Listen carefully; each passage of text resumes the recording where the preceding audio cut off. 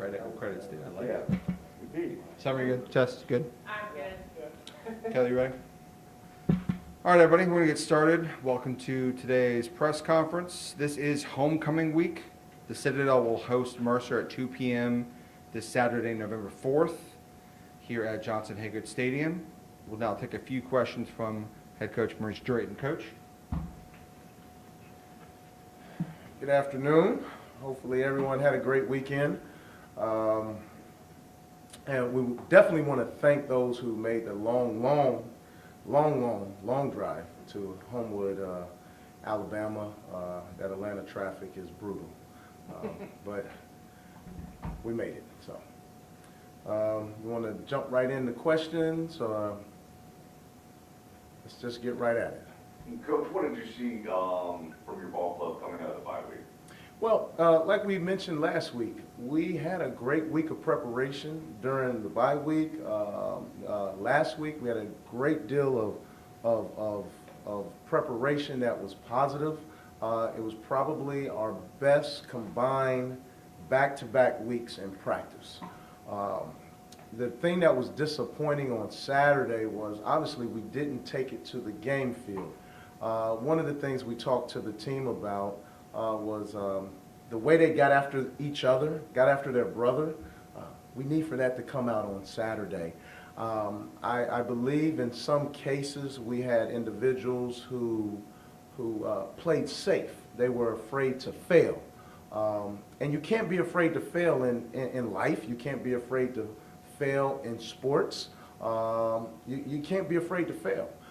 So that was the messaging, post game. In addition to that, we gave them praise. Okay, praise in that earlier in the year we had a long trip to Chattanooga, and they didn't handle the travel portion of the trip well. Well, this ended up being a 2-day trip for us, and these guys handled it the right way. Like, we still have to coach them up on little things, i.e., checkout time's 11. But they're so indoctrinated in being on time and being where I'm supposed to be now, right? Because we built that culture.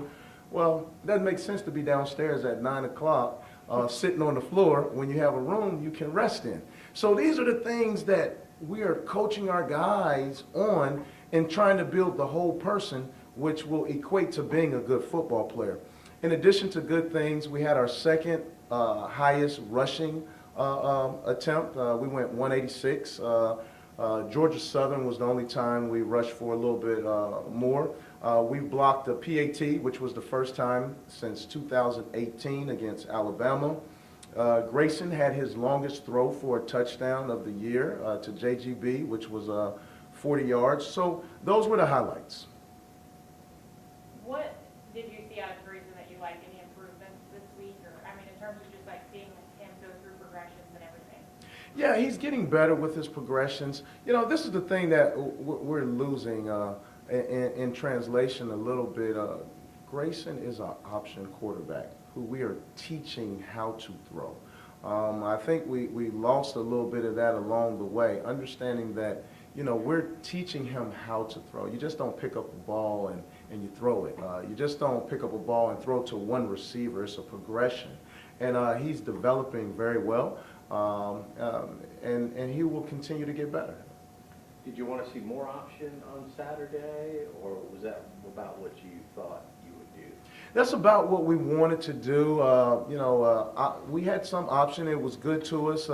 They did a good job. They started plugging the gaps and perimeter pressures and things of that nature. So we went to more direct runs. The idea was to shorten the game. That's why we wanted to run the ball. But now our Achilles heel right now is we're moving the ball, and then you have a false start. So you go from a 3rd and 2 to a 3rd and 7. We're moving the ball, and we miss an assignment. On 3rd down at crucial times.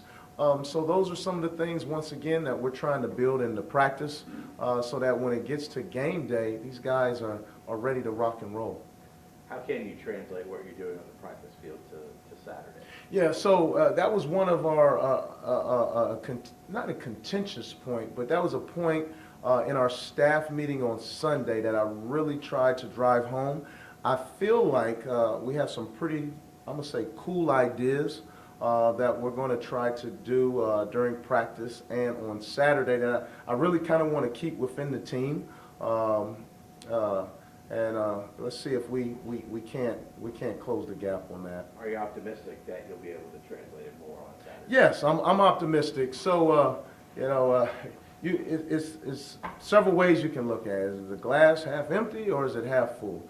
And for me and our team, to give us a chance to win, we have to be healthy, one, and then two, we have to be excited.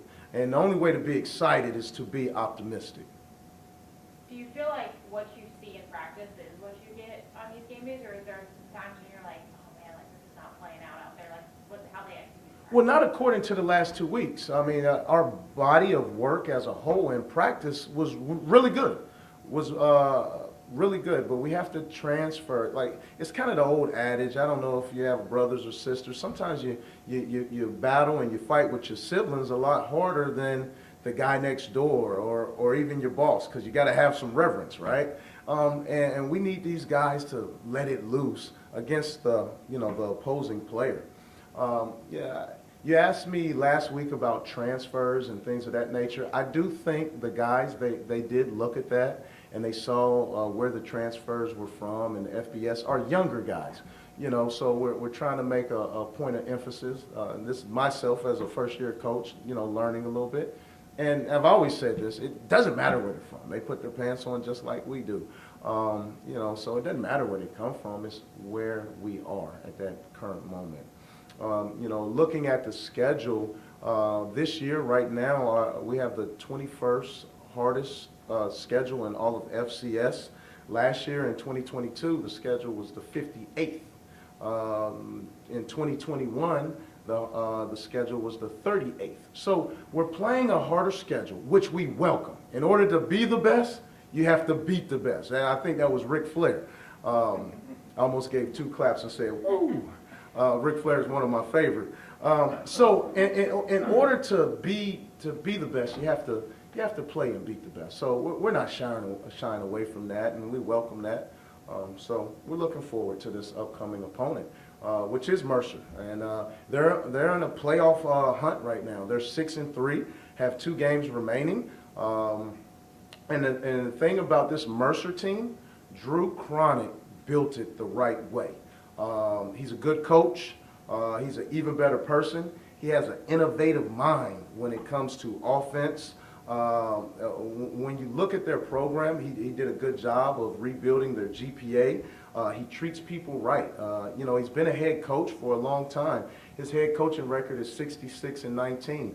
He has a loyal staff. When I look at his staff, okay, that defense that they're playing, that is our defense from 2014, 2015.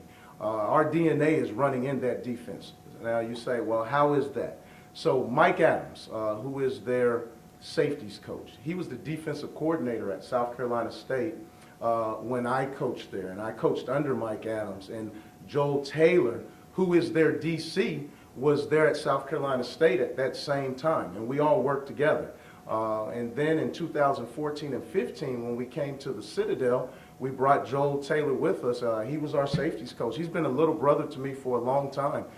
We spent a lot of the off season together. We travel together, go to, same with Mike, pro clinics together. So he's a great ball coach, and the defense that he's running is ours. And he has spent time here at the Citadel, like I just alluded to. Also on their coaching staff, Bob Bodine. He was here at the Citadel. He's the OC and the O-line coach from 2010 to 2013. And then you have Jimmy Long. When I was the defensive coordinator here, he was our defensive GA.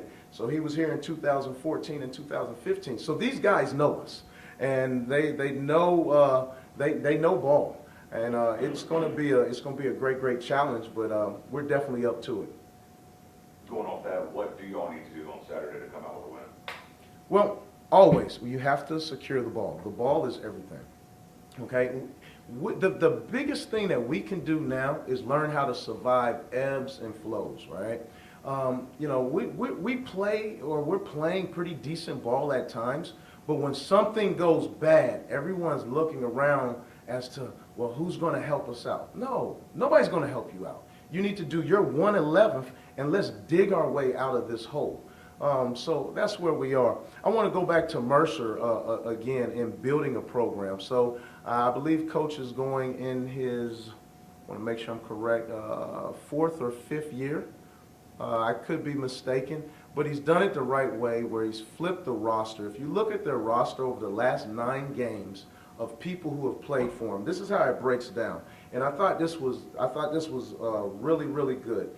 He's got 2 grads that are playing. He's got 5 seniors. He's got 1 redshirt senior playing. He has 6 juniors. He has 5 redshirt juniors, 3 sophomores, 4 redshirt sophomores, 2 true freshmen, and 4 redshirt freshmen. So he has a balanced roster. He's been able to get his roster intact. And that is exactly what we're trying to do. So if you go back and you look at his record, his 1st and 2nd year at Mercer, it may reflect something that we're possibly looking at right now. So we're going to build it the right way. What else about Mercer presents problems for you guys? Well, I've alluded to it already. His offense he has a great offensive mind. And having those defensive guys on his staff is, well, let's just look at it. Mercer's beat us the last 3 times we played. So they kind of have the Bulldogs number. All right, and I think it starts with their offense. I believe last year's game was 17-0 roughly. So, you know, they present a tough task. Special teams, they do a good job there. This is a total team. Offense, defense, special teams, they play complementary football, and it's reflected as such. You know, we're going to have a big crowd. You know, I talked about what can help the Bulldogs win. That's excitement. So we're excited about the crowd that's coming. We're excited about the classes that end in 3 and end in 8 coming back home. And that brings a lot of energy, and our players feed off of energy. So, you know, we thank you in advance because we know you guys are going to come and you're going to bring a lot of noise for us. You talked about glass half full, glass half empty, and energy. What's kind of your message to the team this week to keep that energy up, positivity up? Well, and this is what is absolutely astounding to me. I was talking with Joe Witt, the secondary coach with the Cowboys. He and I are good friends. And Dan Quinn has sent him some messages to get to me about ebbs and flows and excitement. And I said, well, Joe, I appreciate that, and I'm going to take it, but our guys are excited. Like, we practiced on Sunday, yesterday, and once again, it was one of our better practices.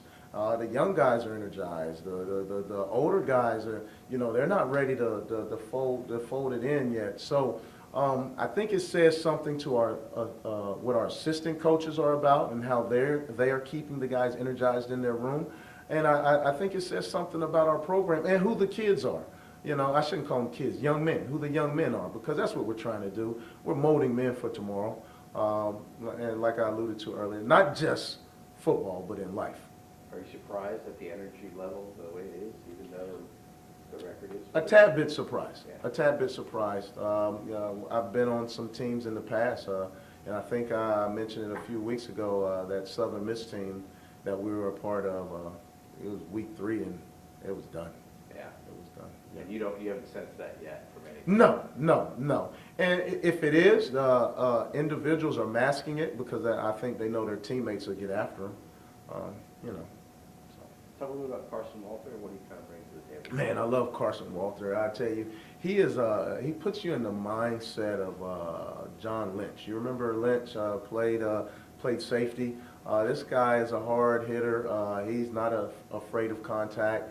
You know, sometimes he's a missile out of control, and he'll miss tackles, and we got to rein him in and keep him under control. But he does a great job for us right now. He's a tackling machine, and we appreciate his leadership and what he's doing. You know, and I told our young guys yesterday. I told them, you know, you owe, right? You owe. We owe these seniors. We owe these people who are in their last year of eligibility the best that we have.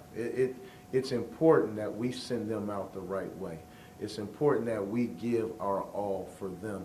Because we all know that once this great game is over on the college level, men have spent their whole lifetime trying to find that same camaraderie, that same bond, that same locker room feeling. And, you know, we owe those guys to give them our best. We do it anyway, but I wanted to make a point of that so that they can be intentional about that. Coach, we appreciate your time. Thank you. All right, thank you. Appreciate it.